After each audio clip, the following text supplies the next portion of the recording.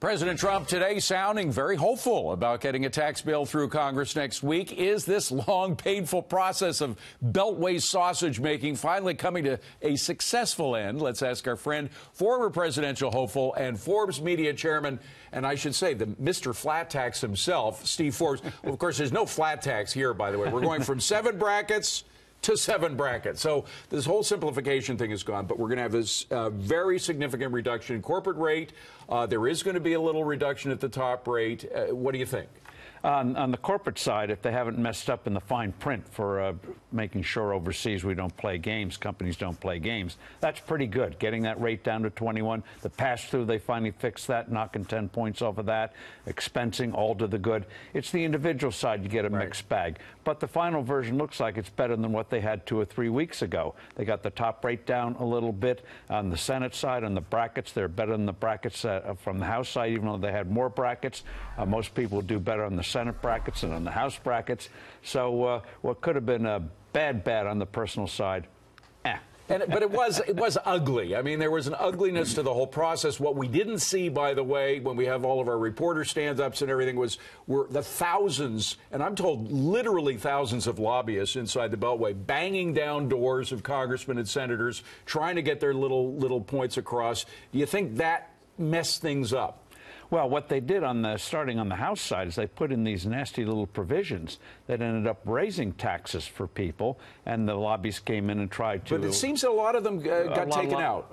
And that's a good thing. Yeah. And so if they just laid down some markers at the beginning, they could have avoided a lot of this.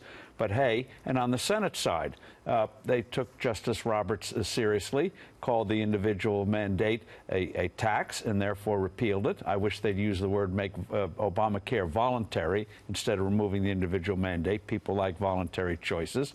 So, again, what could have been a disaster, they did okay. And what they should do now, when they do the big signing next week, is say this is a down payment for more to come. Bingo. So people feel, if I didn't get it this time, we're going to get more next time. Because after all, during the Reagan tax cut years, it was that first tax cut, which actually was delayed a year and a half before it kicked in. A lot of it was delayed. That helped to cause and extend a recession, make a recession worse than it had to be. But the real tax cut came in 1986, right? When they reduced the top rate, for example, from 50 down to 28%, then they had a 15% bracket, and it passed the Senate 97-3. Wow. And this is where... Because we had already seen enough movement in the market. In 1982, we had a downward trend. We had a recession. But when the tax cuts kicked in, we had this huge jump in GDP in 1983. 1984 was over 7%, et cetera. Yes, in the 1984 election, Reagan won against a Democrat running as a tax raiser, 49 states to 1. The Democrats got the message. This is why the Republicans have to see. This is 2018 elections, 2020 elections. This is a start of a process. If you want to get big things done, you got to show the voters want it. Then even Democrats will wake up. On the other hand, we're going to see the deficit get bigger because this child tax credit thing, which let's be clear, the child tax credit is supposed to be a credit that allows you to pay less in taxes as a result of having more kids. Well, in fact, a lot of people who pay nothing in federal taxes are going to get a check from the government, which is essentially welfare, is it not? It is, paying to have babies. And what they should have done if they wanted to make sure everyone got a tax cut, which the kiddie credit does not do, is what they did 6 years ago. Take the first 2 points off of the Social Security tax. So even if you're making $10,000 or $15,000 working part-time, you're going to get a several $100 raise. So that way everyone gets it, whether you have kids or not. Steve, sort of obscured in the shadow of tax cut reform, it was the FCC's decision to pull out of the Internet, overturning an Obama rule that got the FCC into regulating the Internet. Our font of wisdom, Jimmy Kimmel, has come out and denounced this move. Let's play the soundbite and get your reaction. I just want to say thank you, President Trump. Thanks to you and this jackhole you appointed to run the FCC, big corporations are about to take full control of the Internet. So Merry Christmas, everybody.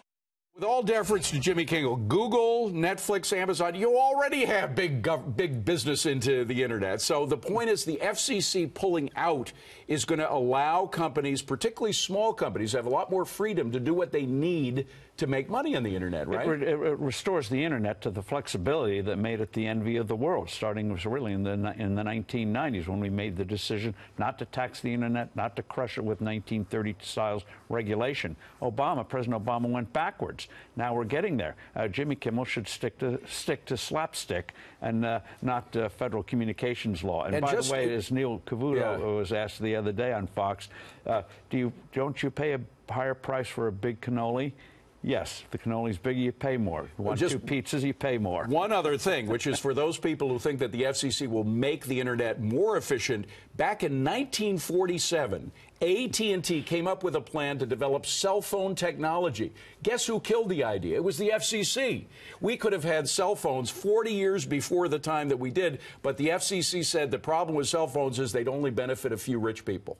Well, that's why the Soviet Union lost the Cold War. That's why it fell. You had bureaucrats like that. Fortunately, we only had them in a few agencies, and we had a free market enough economy where the cell phones eventually got developed. First one cost $3,995. That was for the rich. Today, everyone, billions have them. Everybody. Steve Forbes, great to see you. Good Thank you very much.